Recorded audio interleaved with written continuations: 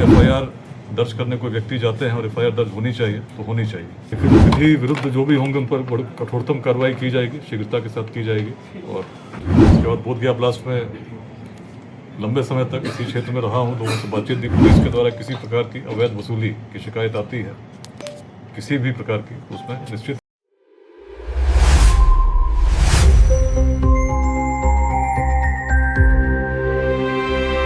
हार संभालते ही full action mode में नजर आ रहे विकास वैभव।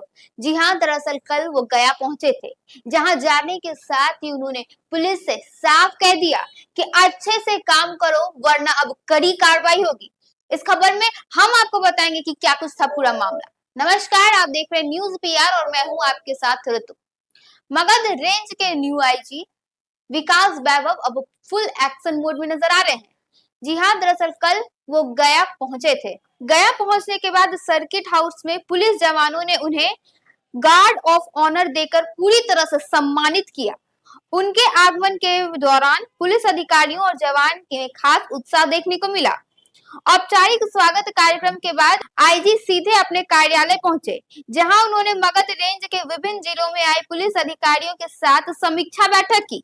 बैठक में कानून व्यवस्था की स्थिति, अपराध नियंत्रण, लंबित मामलों की जांच और आम लोगों की सुरक्षा से जुड़े सभी मुद्दों पर विशेष बात की गई। समीक्षा बैठक के दौरान आईजी ने अधिकारियों को स्पष्ट निर्देश देते हुए कहा कि क्षेत्र में अपराध पर प्रभावी नियंत्रण उनके लिए प्राथमिकता है। उन्होंने कहा कि जनता में सुरक्षा की भावना मजबूत करने के लिए पुलिस को पूरी गंभीरता और संवेदनशीलता के साथ कार्य करना होगा। अपराधियों के खिलाफ सख्त कार्रवाई करने के साथ साथ आम लोगों की समस्याओं का भी त्वरित समाधान करना होगा। इसके बाद आयोजित प्रेस वार्ता में आईजी विकास वैभव ने मीडिया से बातचीत करते हुए कहा कि मगध रेंज में कानून व्यवस्था को और अधिक मजबूत बनाने के लिए कई स्तरों पर अब काम किया जाएगा।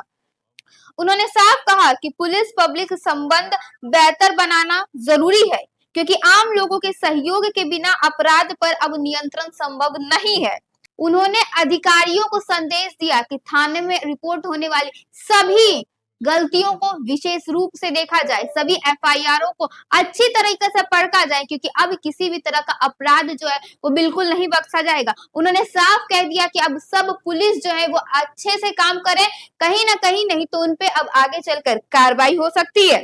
योगदान देने का अवसर मिला है और आज मैंने पुलिस महानिरीक्षक मगध क्षेत्र के रूप में योगदान दिया है। सरकार की जो प्राथमिकता है कि अपराध पर नियंत्रण हो और आम जनों में पुलिस के प्रति, सरकार के प्रति विश्वास बने, इसके लिए मगध क्षेत्र में पुलिस कार्य करेगी। और जो मेरे पुलिसिंग का अनुभव रहा है, किस प्रकार से एक आम व्यक्ति को बिना पक्षपात के थानों में न्याय मिल सके, किस प्रकार से अपराध पर नियंत्रण हो सके, उसके अनुसार कार्रवाई करने का भी प्रयास करूँगा। सर, मगध क्षेत्र के थाने में जब कोई आवेदन लेकर जाते हैं तो आवेदन की रिसीविंग भी नहीं मिलता है, ऐसा क्यों होता है सर? देखिए, अभी तो मैंने योगदान दिया है, जो विधि सम्मत है वो होगा, जो विधि विरुद्ध नहीं होगा उस पर कार्रवाई होगी, इसमें कोई संदेह नहीं रखिए।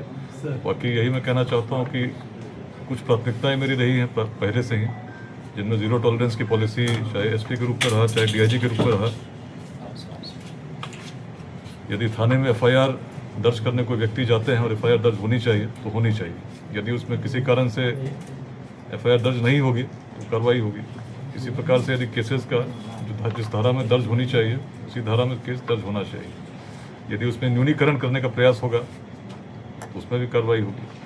थाना के द्वारा यदि कोई पक्षपात की शिकायत मिलती है और सही पाई जाती है तो कार्रवाई होगी। यदि पुलिस के द्वारा किसी प्रकार की अवैध वसूली की शिकायत आती है किसी भी प्रकार की, तो उसमें निश्चित है कि कार्रवाई होगी। और थाना प्रभारी की यदि संलिप्तता पाई जाएगी तो निश्चित रूप से दंडात्मक कार्रवाई की जाएगी।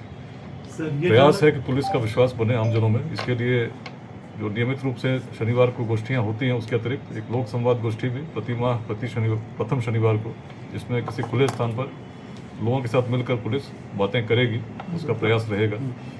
Senior citizens, non resident Indians, ऐसे बिहार के लोग जो बाहर रहते हैं, पर्यटक, इन पर विशेष प्राथमिकता दी जाएगी और इन लोक संवाद गोष्ठियों में भी उन्हें आमंत्रित किया जाएगा, ताकि अपने क्षेत्र की पुलिस व्यवस्था में उनके सुझाव भी हम ले सकें।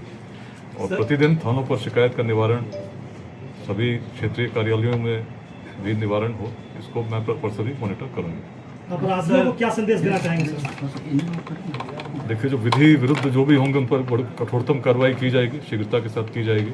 और मुझे पूरा विश्वास है कि मगध क्षेत्र में जो सरकार की प्राथमिकता है उसको पूरा करने में पूरा पुलिस परिवार समर्पित रहेगा और तीव्रता के साथ कार्रवाई करेगा। सर, ये जानना चाहूँगा कि बेगूसराय के कोर्ट ने एक आदेश जारी किया था जिसमें एक पहले अफसर हैं जिनका नाम लेके जांच की आदेश दिया गया, वो जांच अब आप करेंगे या कोई और करेगा? देखिए, माननीय उच्च न्यायालय का जो आदेश है मैंने भी पढ़ा है, व्यक्तिगत रूप से अभी तक मुझे हस्तगत नहीं हुआ है।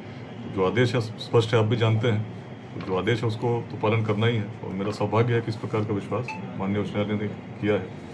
तो जैसा भी आदेश होगा उसका अनुपालन पूरे तन्मयता के साथ करने का प्रयास रहेगा। सर, एक चीज़ और जानूंगा, शेखपुरा के डीएम रहे, उनके घर से कार चोरी हो गई।